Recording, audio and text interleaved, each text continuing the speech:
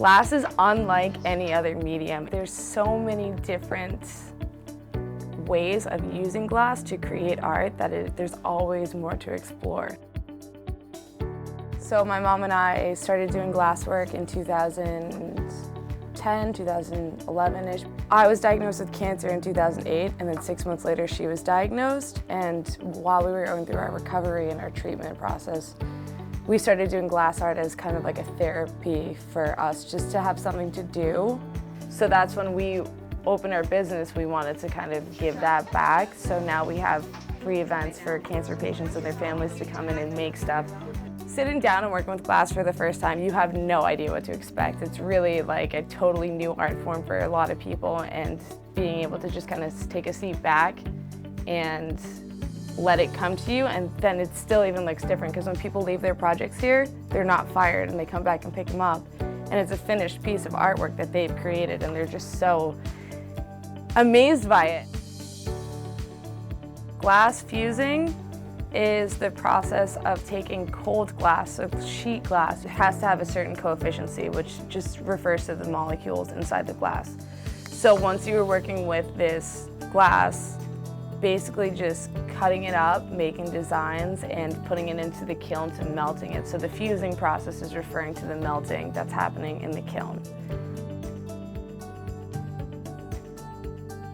Stained glass is a process of cutting that up. First you start with a pattern, then you have to cut all of your pieces to match specifically to your pattern.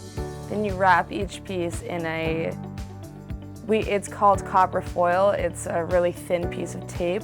And then once it's all joined and they fit together perfectly into your pattern, you solder them together using lead solder or lead-free solder, whatever you want. Yeah, it's so it's.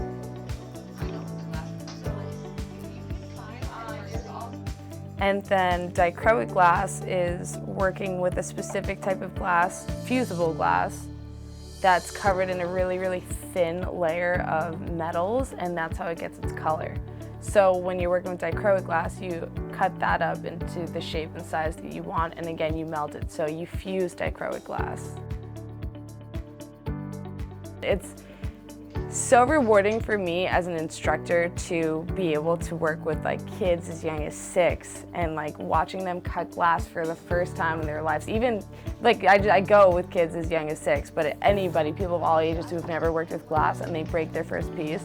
And it's so rewarding for me to see that process of going to, I have no experience with this, to making a really awesome piece of art. And I think it's worth everybody coming in, taking a class, and seeing it for themselves and just experiencing the benefits mentally of creating glass art. It's not just about making an awesome plate, it's about taking some time for yourself and getting away from everything and relaxing.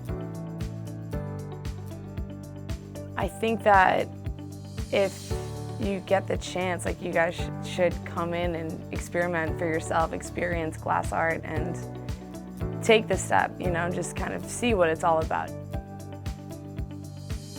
I guess my dream for the studio is to be a place where other people can come in and just leave all your stuff at the door and come in and have an area that you can just kind of express yourself and get your mind off of all the stuff that's going on, and just be able to be happy and tranquil. It's almost like therapy. I don't think that I'm supposed to say that, but it's very therapeutic, and it's awesome for me to be able to offer that space to people.